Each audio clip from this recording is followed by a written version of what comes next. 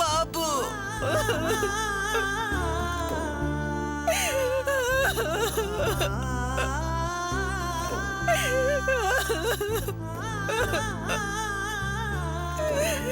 అర్చన, అర్చన, ఏంటి అర్చన ఇది? ఊరుకో ఊరుకో అర్చన. చూడు, నువ్వు ఇలా బాధపడతావని తెలిసే నేను షెడ్ నుంచి ఇంటికి వచ్చేసాను. అర్చన, నువ్వు వెడిస్తే నేను తట్టుకోలేను. ఊరుకో అర్చన. బాబు గుర్తొచ్చాడండి. నా దుఃఖం ఎలా ఆపుకోవాలో నాకు అర్థం కావట్లేదు. నేను మామూలు మనిషినే కదా, నాకు ప్రేమ ఆపేక్ష ఉంటాయి కదా. వాణ్ణి ఇవ్వడం అయితే ఇచ్చేసాను, కానీ ఇప్పుడు తట్టుకోలేకపోతున్నాను. అర్చన, పోనీ ఓ పని చేద్దామా? మన ఇద్దరం వెళ్ళి ఒకసారి బాబుని చూసొద్దామా? అయ్యో వద్దండి, వద్దు. వాణ్ణి చూడకపోతేనే నా పరిస్థితి ఇలా ఉంది. చూస్తే నేను ఆ బాధ తట్టుకోలేను. వద్దు, చూడకుండా ఉంటేనే మంచిది. అదేంటి అర్చన, బాబుని చూడాలనిపిస్తోంది అంటావు, మళ్ళీ చూడకుండా ఉంటేనే మంచిది అంటున్నావు. ఇలా అయితే ఎలా అర్చన? నా మూలంగా మీకెంత కష్టం కలుగుతుందో నేను అర్థం చేసుకోగలను. నా కడుపున పుట్టిన బిడ్డ బతికుంటే మీకెంత కష్టం కలిగి ఉండేది కాదు. కానీ ఆ దేవుడు మనల్ని చిన్న చూపు చూశాడు. పిల్లాడితో ఆనందంగా గడిపే అదృష్టం మనకివ్వలేదు. తల్లిని చేశాడు, కానీ బిడ్డకి ఆయుష్ ఇవ్వలేదు. అమ్మ అని పిలిపించుకునే అదృష్టాన్ని నాకు ఇవ్వలేదండి. ఎందుకండి ఆ దేవుడు నన్ను ఇలా శిక్షిస్తున్నాడు? అర్చన, ఊరుకో అర్చన, నా మాట విను. అడవకు అర్చన. చూడు, మన కొడుకు కాదనే కదా వాడిని తీసుకెళ్లి ప్రియకు అప్పగించేశాం. ఇంకా విషయం మర్చిపో అర్చన. బాధపడకు అర్చన, బాధపడకు ప్లీజ్. ఏడవకు అర్చన, ఏడవకు. ఎలా అండి ఏడవకుండా ఉంటాను? నా కడుపున పుట్టినవాడు నన్ను కాదని వెళ్ళిపోయాడు. నా కన్న కొడుకు అనుకున్నవాడు నాకు కాకుండా పోయాడు.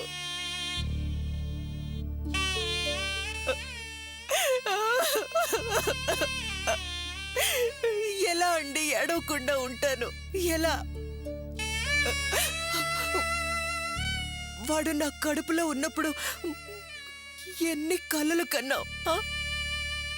ఇలా పెంచుదాం, అలా పెంచుదాం, ఇలా ఉంటాడు, అలా ఉంటాడు, అది ఇది అని. కానీ అన్ని కలలు చెదిరిపోయాయి. నాకు దుఃఖం మాత్రం మిగిలిపోయింది.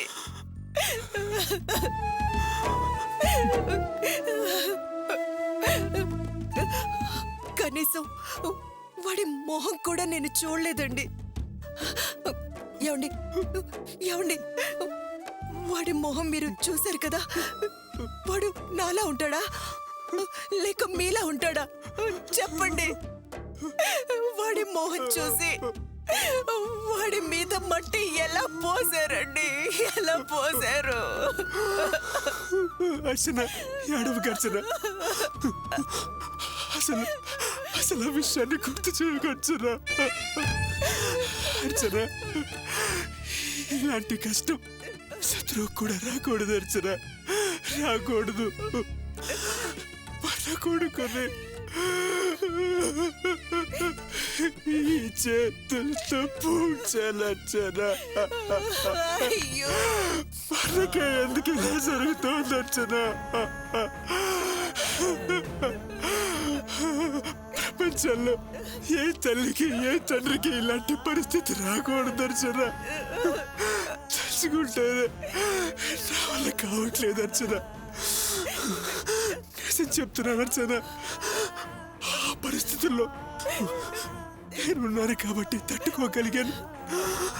అదే నువ్వైతే అసలు గుండె పగిలి చచ్చిపోయేదని వచ్చనా.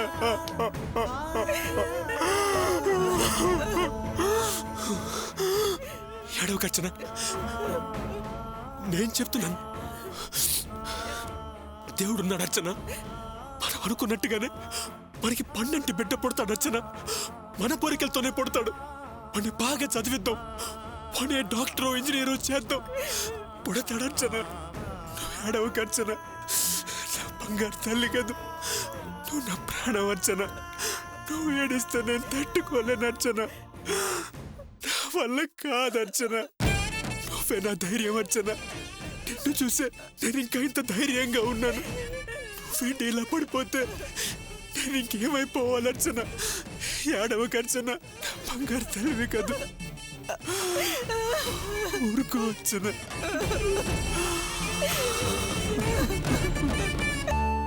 అత్తయ్య, ఇంకేమైనా కావాలా? ఏమొద్దమ్మా. రే వినోద్, ఏంటన్నా? నీతో ఒక ముఖ్యమైన విషయం మాట్లాడాలరా. నిన్న నువ్వు లేటుగా రావటం వల్ల మాట్లాడటం కుదరలేదు. ఏంటన్నా విషయం? చెప్పండి. ఏమా జయంతి, నువ్వు వీడితో ఏం చెప్పలేదా? లేదు మావయ్య.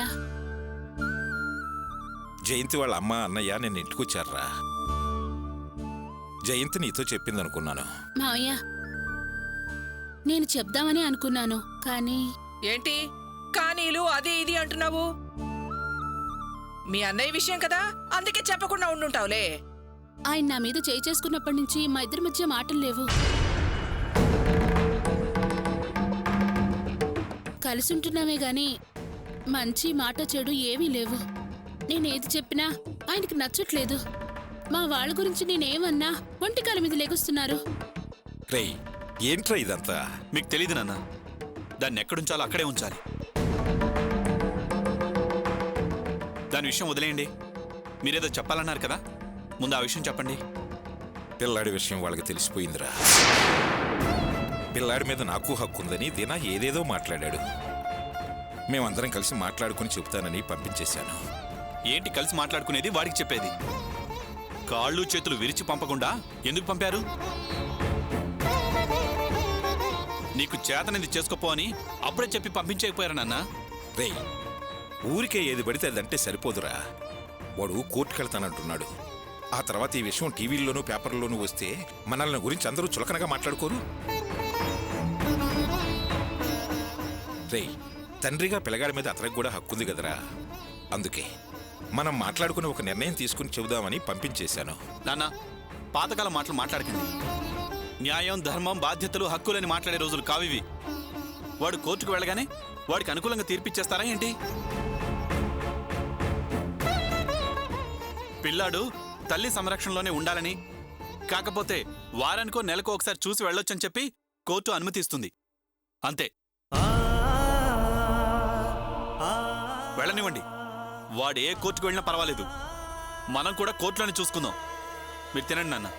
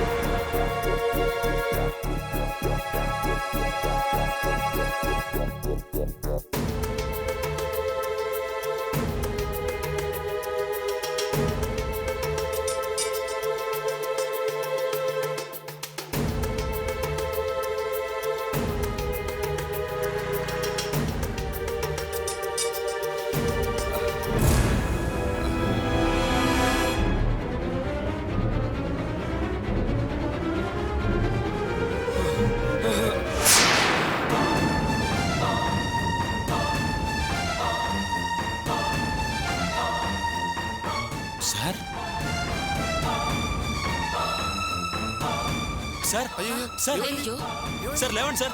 సార్, అయ్యో అన్న, వెళ్ళి ఒక సోడా తెచ్చిపెట్టన్నా. తొందరగా రా అన్న. సార్, సార్, సార్, జాగ్రత్త.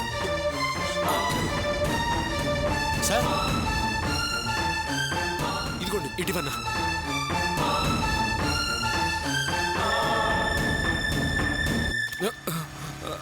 సార్ కొంచెం తాగండి సార్.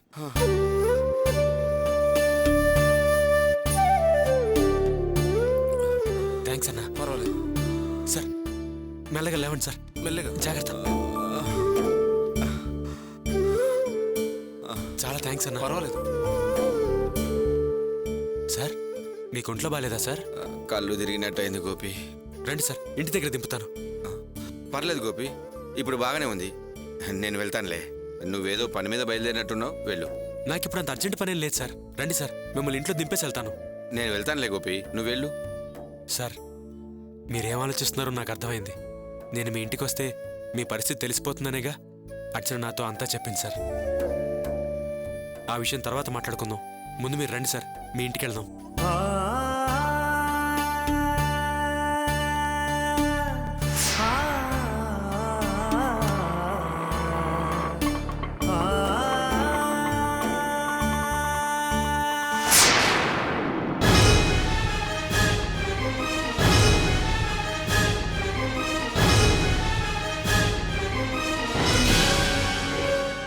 గోపి వచ్చాడు. గోపి, నందిని, నేను రోడ్డు మీద వెళ్తుంటే సార్ అక్కడే కళ్ళు తిరిగి పడిపోయి కనిపించారు. అందుకే ఇంటికి తీసుకొచ్చాను. నాన్న లోపలికి తీసుకెళ్తాను, తలుపుతారు. రండి నాన్న. జాగ్రత్త సార్. లోపలికి రండి.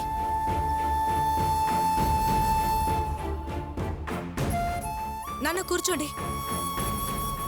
జాగ్రత్త అండి.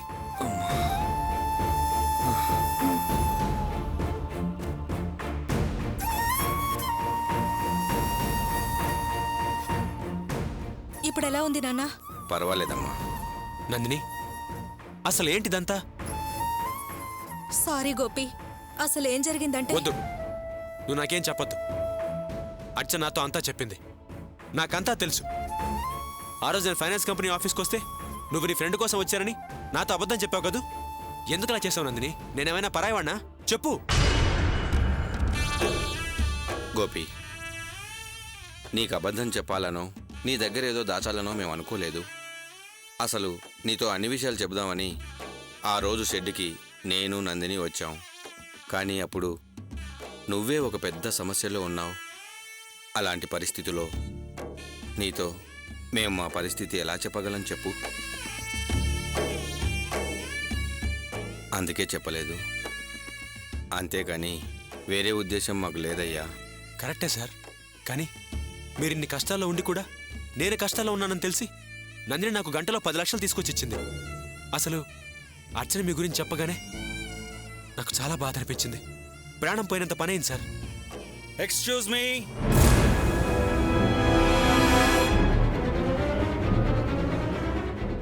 ఏంటి అలా తెలియనట్టు చూస్తున్నారు? మా ఫైనాన్స్ కంపెనీలో డబ్బులు అప్పు తీసుకున్నారు కదా, ఆ పాపాత్ముడమ్మా. అప్పేంటండి?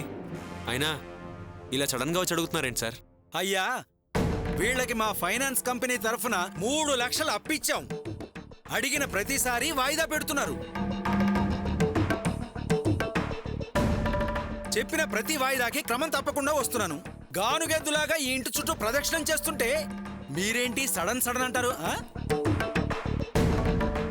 ఇంతకీ తమరెవరండి? మీది ఇంకో ఫైనాన్స్ కంపెనీయా? సార్ ఆయన చెప్పింది నిజమేనా? నిజమే గోపి. ఇల్లమ్మి పెద్ద పెద్ద అప్పులన్నీ తీర్చేశాం. ఇలాంటి చిన్న చిన్న అప్పులు మాత్రమే ఉన్నాయి.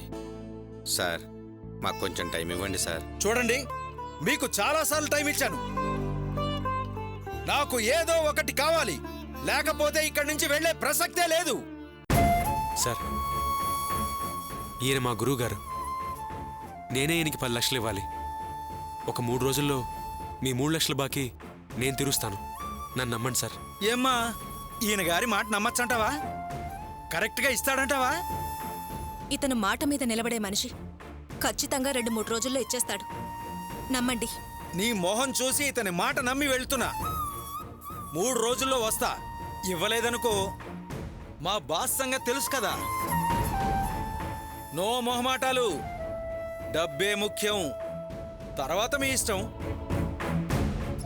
ఆ తర్వాత ఏం జరుగుతుందో నేను చెప్పలేను. ఓకే? సార్ ఏంటి సార్ ఇది మీరిలాంటి పరిస్థితుల్లో ఉన్నారని నాతో ఒక్క మాట కూడా చెప్పలేదు. గోపి, నువ్వు ఇప్పుడిప్పుడే ఆర్థికంగా నిలదొక్కుంటున్నావు. నీ ఎదుగుదలకు అడ్డు రాకూడదనే నీతో చెప్పలేదయ్యా. అదేమిటి సార్ అలా అంటారేంటండి? ఈరోజు నేను 4 రూపాయలు సంపాదిస్తున్నానంటే మీ ఆశీర్వాదం ఆ దేవుడి దయా సార్. సార్ మీరు ఆ విషయం గురించి బాధపడకండి. 3 రోజుల్లో నేను ఆ 3 లక్షలు కట్టేస్తాను. సరేనా? వస్తాను సార్. వస్తాను నందిని. అలాగే.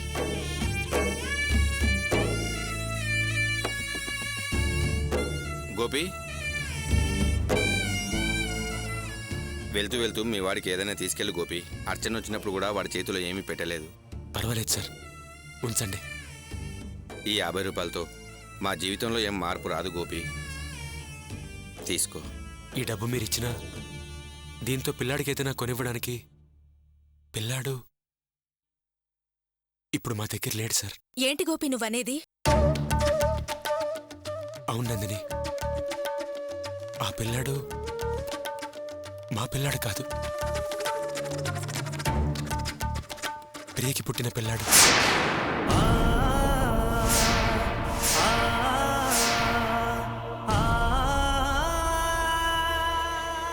నాకు అర్చనకి పుట్టిన మా పిల్లాడు పుట్టగానే చనిపోయాడు.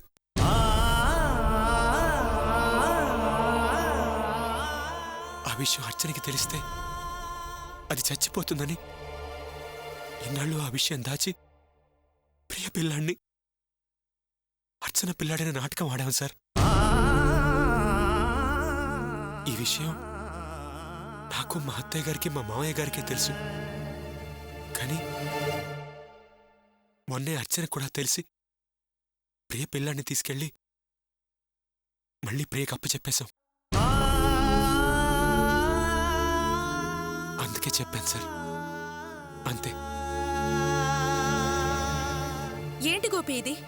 అర్చన ఎందుకు తొందరపడింది? నువ్వైనా ఆపుండొచ్చు కదా. లేదు నందిని, అర్చన చేసిందే కరెక్ట్. ఇన్నాళ్ళు నేను అర్చనని మోసం చేశాననే బాధ నాకుండేది. పిల్లాన్ని తిరిగి ప్రియకిచ్చేసిన తర్వాత ఇప్పుడు నాకు మనశ్శాంతిగా ఉంది. సర్లే నందిని, మరి నేను బయలుదేరతాను. వస్తాను సార్. మంచిది. వస్తాను నందిని. ఆ.